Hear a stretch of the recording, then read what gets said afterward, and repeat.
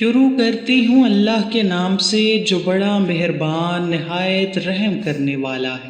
جب حضرت محمد صلی اللہ علیہ وآلہ وسلم کی عمر مبارک 7 سال کی ہوئی تو آپ صلی اللہ علیہ وآلہ وسلم کی آنکھوں میں ہر وقت درد رہنے لگا۔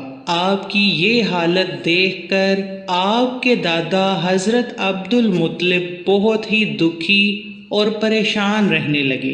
ایک بار ایک شخص نے حضرت عبد المطلب سے کہا کہ آقا آپ پریشان نہ ہوں، مکہ شریف کے پاس ہی عکاظ کے بازار میں ایک طبیب رہتا ہے جو بہت ہی سیانہ ہے، جو بھی اس کے پاس جاتا ہے اسے شفا ضرور ملتی ہے۔ حضرت عبد المطلب نے اپنے پوتے محمد صلی اللہ علیہ وآلہ وسلم کو ساتھ لیا اور اس راہب و طبیب کی طرف چل نکلے۔ اس کے مکان پر پہنچے تو لوگ مکہ کے مشہور سردار حضرت عبد المطلب کو دیکھ کر ان کے گرد جمع ہو گئے۔ جب لوگوں کو پتہ چلا کہ آپ اس طبیب سے ملنے آئے ہیں تو لوگ کہنے لگے کہ یہ راہب و طبیب بہت ہی عبادت گزار اور عابد شخص ہے، کئی مہینے تک دروازہ بند کر کے عبادت کرتا رہتا ہے، اور ابھی آج ہی تو دروازہ بند ہوا ہے، اب پتہ نہیں کب کھلے گا۔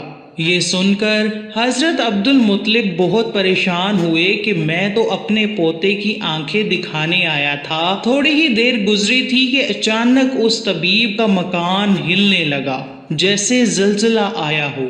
اس زلزلے کی وجہ سے راہب باہر آ گیا۔ جب راہب گھر سے باہر آیا تو اس نے مکہ کے سردار عبد المطلب کو پہچان لیا۔ راہب نے کہا کہ سردار یہاں کیسے آنا ہوا؟ حضرت عبد المطلب نے فرمایا کہ یہ میرا پوتا ہے، اس کی آنکھیں بہت ہی درد ہوتی ہیں، میں نے سنا ہے کہ آپ علاج کے ساتھ ساتھ دوائی بھی دیتے ہیں جس سے ہر کوئی ٹھیک ہو جاتا ہے، میں اس امید سے آیا ہوں۔ راہب نے جب نبی اکرم صلی اللہ علیہ وآلہ وسلم کو دیکھا تو دیکھتا ہی رہ گیا۔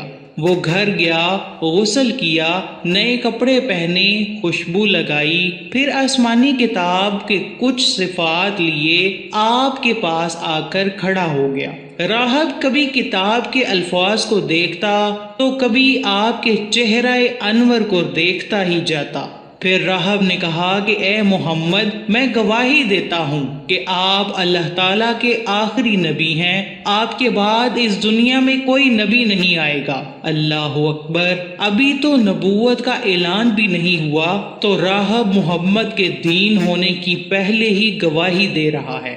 راہب کی بات سن کر عبد المطلب بہت ہی خوش ہوئے، پھر کہا کہ راہب میں جس کام کے لیے آیا ہوں وہ کام تو وہاں کا وہاں ہی کھڑا ہے۔ راہب نے کہا کہ سرکار آپ کس کام آئے ہو؟ حضرت عبد المطلب نے کہا کہ میرے پوتے کی آنکھیں درد ہو رہی ہیں، میں تو اس کے علاج کے لیے آپ کے پاس آیا ہوں، اس کو کوئی دوائی بھی دو اور علاج بھی کرو۔ یہ بات سن کر راہب کی آنکھوں میں آنسو آ گئے۔ راہب نے کہا کہ مکہ کے سردار آپ مریض کو طبیب کے پاس نہیں بلکہ آپ تو طبیب کو مریض کے پاس لے آئے ہیں، مقدس کو گنہگار کے پاس لے کر آ گئے ہیں، میں اس نبی کا علاج کیسے کر سکتا ہوں؟ میں تو ان کو دیکھ کر خود ان سے علاج کروانا چاہتا ہوں۔ اے مکہ کے سردار، آپ کا یہ پوتا بڑی شانوں والا ہے، یہ نبی ہے، میں اس کا امتی ہوں۔ اے عبد المطلب، میں گھر کے اندر تھا کہ زلزلے کی وجہ سے میں اب گھر سے باہر آ گیا ہوں، اگر میں باہر نہ آتا تو میں اس کے نیچے آ کر مر جاتا۔ جب زلزلہ آیا تو میں تب ہی سمجھ گیا تھا کہ ضرور باہر کوئی عظیم ہستی میرے دروازے پر موجود ہے۔ اے سردار مکہ، تیرا یہ پوتا بڑی شان والا ہے، بڑی عظمت والا ہے۔ اے سردار، اپنے پوتے کے چہرے کی طرف دیکھو، اللہ تعالیٰ نے اس کے چہرے کو نور سے مالا مال کر رکھا ہے، یہودی اس کے بہت ہی خلاف ہیں، اس کو جلدی سے گھر لے جاؤ، ایسا نہ ہو کہ یہودی اس کو نقصان پہنچائیں۔ سردار نے کہا کہ راہب، آپ نے میری بڑی رہنمائی کی ہے، اس کے لیے میں آپ کا شکریہ ادا کرتا ہوں۔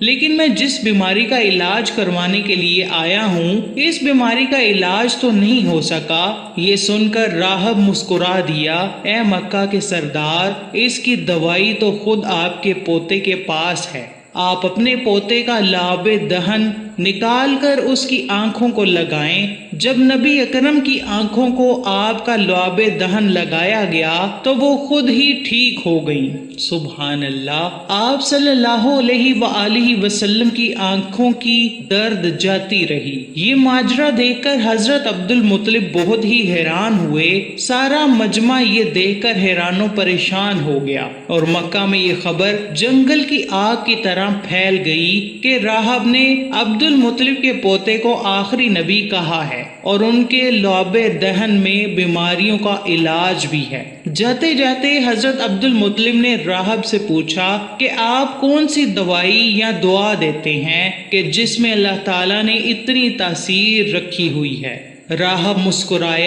مسکرا کر کہا، حضور، جب مریض میرے پاس آتا ہے تو میں اللہ تعالیٰ کی بارگاہ میں ہاتھ اٹھا کر کہتا ہوں، یا اللہ، تجھے آخری نبی کی عظمت کی قسم، تجھے اس کے پیار کا واسطہ، اس کی محبوبیت کا واسطہ اس بیماری کو شفا دے دے۔